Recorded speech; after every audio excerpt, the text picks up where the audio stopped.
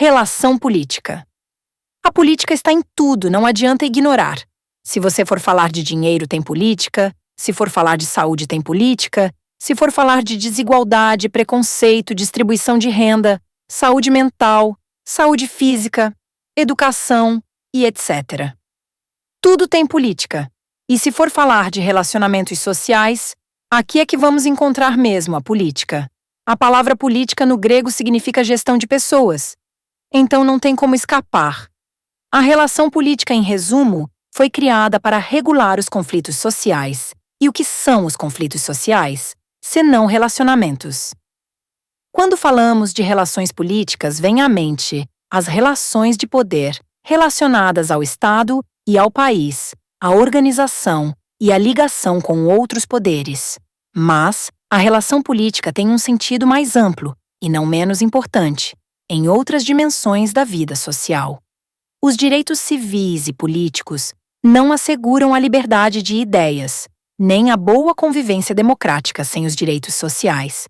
São os direitos sociais que garantem a participação do indivíduo na riqueza coletiva. Como o indivíduo de uma sociedade tem participação na riqueza coletiva?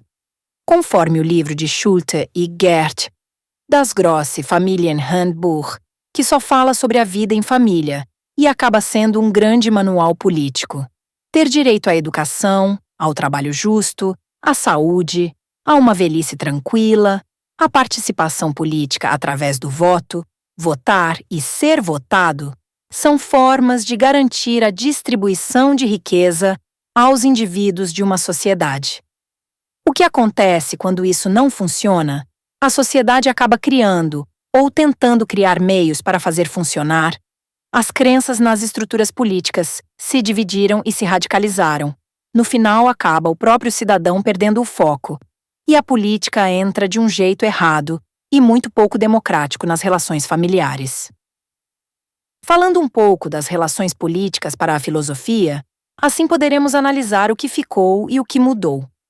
Para Aristóteles, a política está associada à moral, porque uma das finalidades das relações políticas é a virtude, ou seja, a formação moral das pessoas deve levá-las a desenvolver a virtude.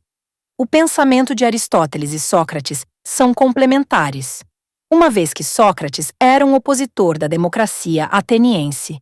Leia com atenção o opositor da democracia ateniense e não opositor da democracia. E por que Sócrates era opositor da democracia ateniense? Por ela ser restritiva. Sócrates denuncia que apenas os bem-nascidos tinham acesso à política.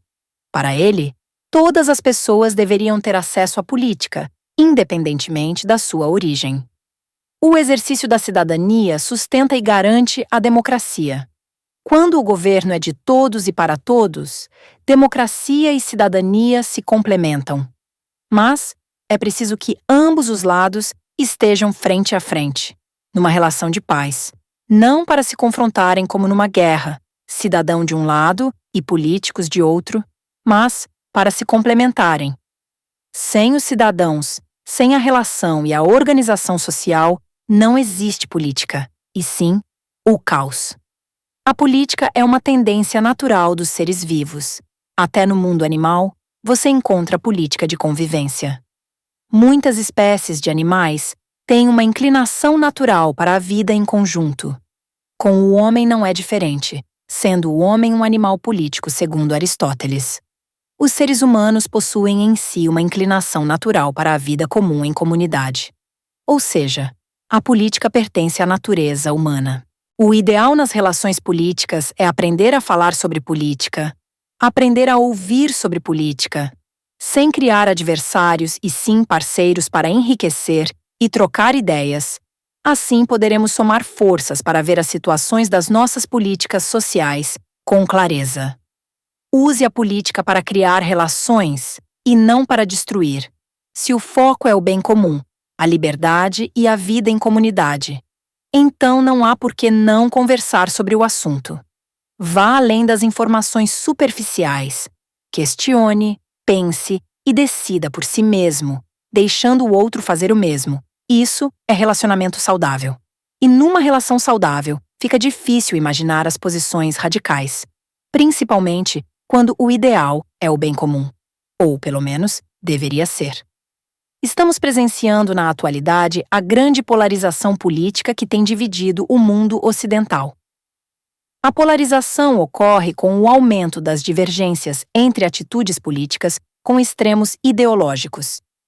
Não vamos entrar no tema político em si. Nosso tema é relacionamentos. E vamos apresentar alguns pontos importantes para serem avaliados antes de colocarmos em risco nossas relações, seja esta relação qual for. Uma vez que, na atualidade, a polarização política está presente em todas as relações sociais, seja para fortalecer ou para dividir os seus relacionamentos. O importante é ter prioridades pessoais. Se você entrar em conflito de ideias sem um objetivo, somente por capricho, ou pelo sentimento de pertencimento, isso vai com certeza não só prejudicar suas relações, como também suas emoções. Por isso, vamos responder uma questão que pode nos ajudar a ser polidos e politicamente corretos, sem ser chatos e nem neutros. Quando se entra num bate-papo legal, que de repente vira uma discussão cheia de ideologias políticas, a pergunta certa a fazer é: como evitar essa discussão sem correr dela? Primeiro, ouça bem os argumentos e antes de falar qualquer coisa, tome um momento. Segundo, não fique falando junto com o outro. Isso só prejudica e incendeia os ânimos. Terceiro, deixe o outro argumentar, mas se na sua vez de falar o outro ficar te interrompendo, encerre a discussão.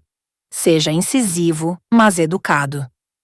Diga que nestes termos não é possível trocar ideias de forma saudável e coloque um ponto final no tema. Quarto, ignora provocações.